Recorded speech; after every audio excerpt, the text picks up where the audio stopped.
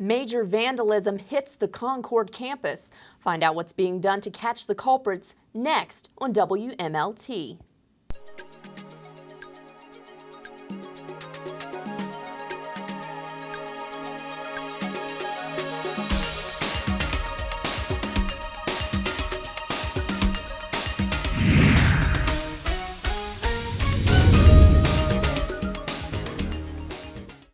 Welcome to WMLT. I'm Brian Arnold. And I'm Rudy Rains. Concord's campus may be called the Campus Beautiful, but recently someone saw a reason to disrupt that pleasant image. Many unhappy students woke up to find out their tires had been slashed overnight. Rachel Shelton has more on the investigation to find out about the CU slasher. Parking lot at Concord University. Our campus police tell us that just a couple of weeks ago they were doing their routine checks at night when a group of students flagged them down to inform them that they had found vehicles that had their tires slashed. Many were just like this. The incident took place after an altercation at a local entertainment hub right here in Athens between several students. There were a total of 16 vehicles and 23 tires slashed. And the subject was booked into jail at the Southern Regional Jail for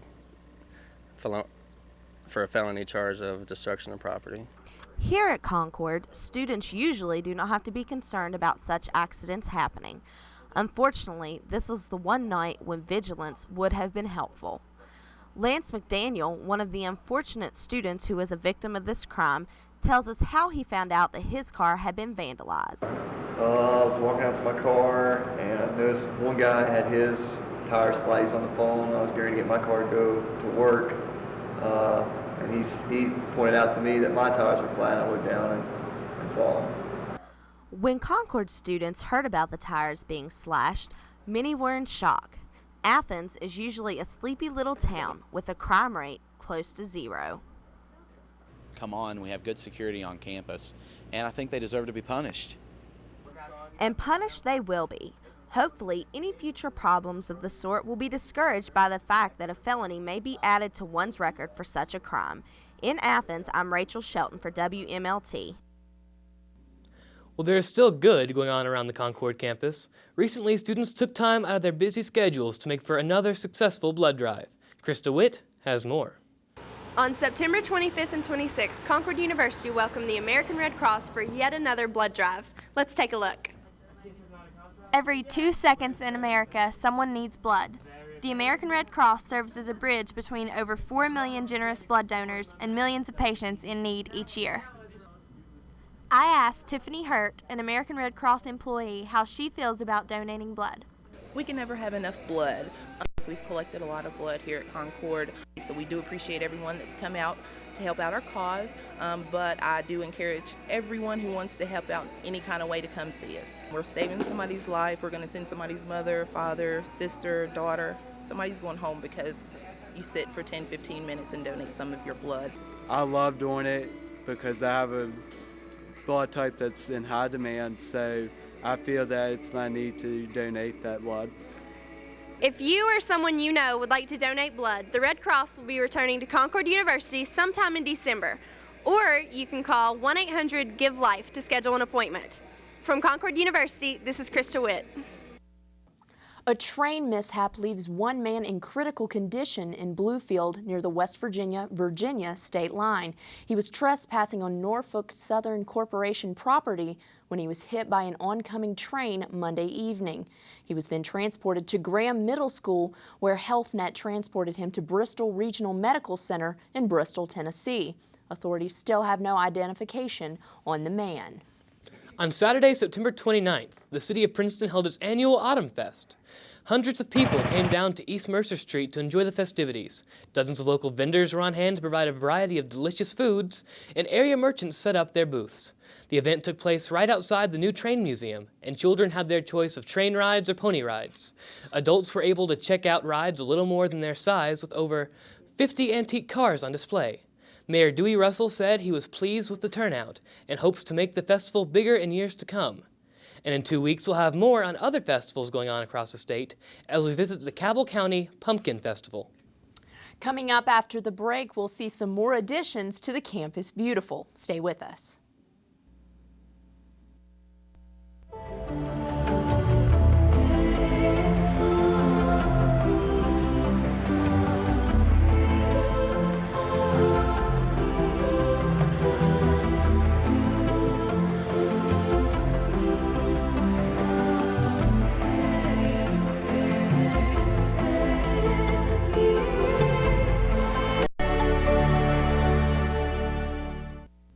Welcome back to WMLT on PBS. Hundreds of nurses in our area went on strike this past Monday, demanding safer staffing and better benefits. The nurses decided to resort to striking after weeks of failed negotiation with the health system. Appalachian Regional Healthcare proposed a contract that promised an initial 2% pay raise, which would increase to 3% after 4 years. Nurses would also be given the option of working 10 to 12-hour shifts. Still, nurses said this would result in a reduction of holiday pay and would increase insurance premiums. Appalachian Regional Hospital has no plans to return to contract talks. The Mountain Lions have risen to the occasion yet again. Student athletes in baseball, men's basketball, men and women's cross country and track, golf, softball, and volleyball had higher academic success rates than the NCAA Division II national average.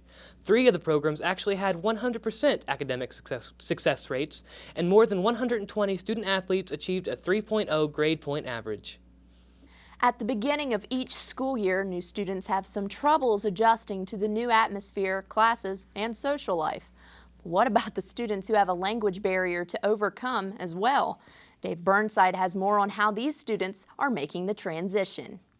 At Concord University, we have students from all over the state, all parts of the country, in fact, from all over the world. I went to Academic Dean Dr. Rao and asked why international students choose Concord. Concord is one of the few American colleges or universities that make financial aid available to international students. I went and asked some international students how they found out about Concord.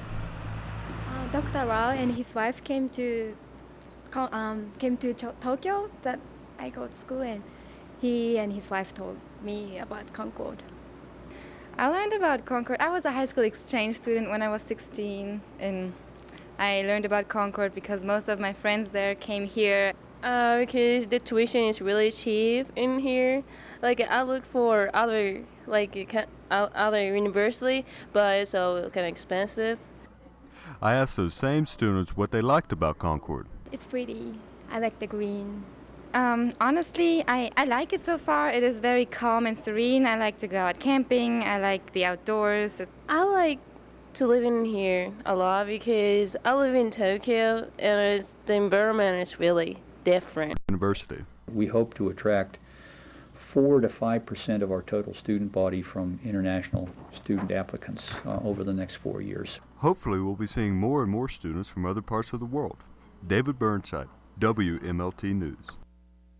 Each semester, Concord students participate in a series of events they call Jesus Week. But there's one certain element that this whole week is planned around. Rudy Raines has more on this national event. Around the pole, you'll find students meeting for a special reason. Jesus Week is generally actually planned around this one thing, around See You at the Pole, and pray for the leaders of the nation, for the administration of the school, and for their students, for the other students and for themselves. But See You at the Pole isn't just something Concord students put together. It's like a tradition. I've done it every year since my freshman year of high school, and it's a national tradition too, and actually internationally. It's in Australia and Canada as well. But it was started about 10 years ago by just a couple students, and now it's grown into something really big.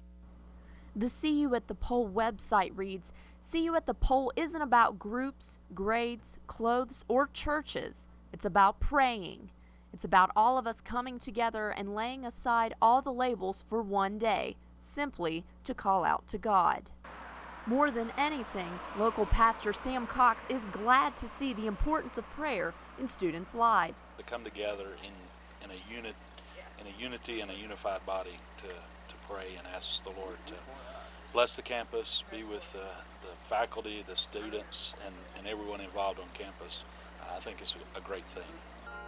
For WMLT, I'm Rudy Raines. Last year, the Chuck Mathena Center began construction on its new building for the performing arts. It is now nearing completion.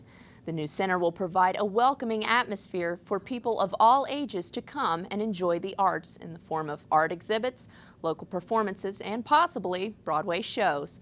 The center is preparing to open by June of 2008, with programs starting as early as January. The center will also be offering scholarships to Mercer County students. If you're interested, you can visit their website at www.thechuckmathenacenter.com. West Virginia's Smart 529 College Savings Plan is now making it easier than ever to open an account. The 529 plan aims to shelter funds invested by parents for their children's college tuition. The minimum used to be $100 to open an account. Now it's only $50. Other fees and expenses have been cut by an average of 20% as well. New investment options are now available, and an enhanced customer service system will be available starting tomorrow, October 8th. And you can go to their website at www.smart529.com for more information. After the brutal beating of Megan Williams, the Black Panther Nation is spreading rumors of assembling in Logan County. The group feels Miss Williams may have been tortured because of her race. A spokesperson for the Black Panther Nation contacted local news stations last Friday, saying that about 50 members will be gathering on Monday. The group later pushed the gathering to Tuesday. Nothing has happened yet, but the group still has authorities, news crews, and the public guessing as to when or if the activists will be making an appearance. A few weeks ago, we told you a little about the brand new lights on the football field here at Concord. This week, Amber North gives us an in-depth look at where these lights came from and just how much they're changing the scenery on the campus. With new lights in the stadium, all cameras are on Concord University, where the action can now take place at night. After 6 months, Callahan Stadium now has lights to brighten up the night sky. Well, the lights created an opportunity to expand the calendar and expand our day, our work day, if you will, at the time that the facility could be used. We've been restricted in the past of how much we could use the Callahan Stadium complex. For example, if we wanted to have intramurals in the evening, whether it be on the tennis courts, the softball field, the football field, it expanded our opportunity to utilize the facility. The total cost of the lights came to $350,000, but it came as no cost to the college. With help from outside third-party donors and an anonymous donor, all the funding was provided for the project. According to Coach Quick, the lights gave the university something else to be proud of. They're about 85 to 90 foot candles. To give you an example, Princeton High School Stadium is about 45 foot candles. We're the second brightest lighted stadium in the state after WVU. They're at about 105 to 110 foot candles, and we're at 85 to 90. So in the future, where we might want to stream football games or have a regional football game on TV or an event of that nature, we'll be able to do so. Now with the new lights, Concord is looking brighter than ever. Reporting for WMLT, this is Amber North. And we'll all be enjoying those lights at this year's homecoming. Tune in 2 weeks to find out everything about Concord's homecoming game against the Yellow Jackets of West Virginia State, and of course the crowning of a new king and queen. And I'm sure there will be plenty more events as well. So I'm pretty pumped about the game this year. I just hope this good weather keeps holding out for the game day. I hope so too. I have a really good feeling about this game. I think this will be a good one. We're going to pull this one out. I think so too. For Rudy Raines and the rest of WMLT, I'm Brian Arnold. We'll see you in 2 weeks.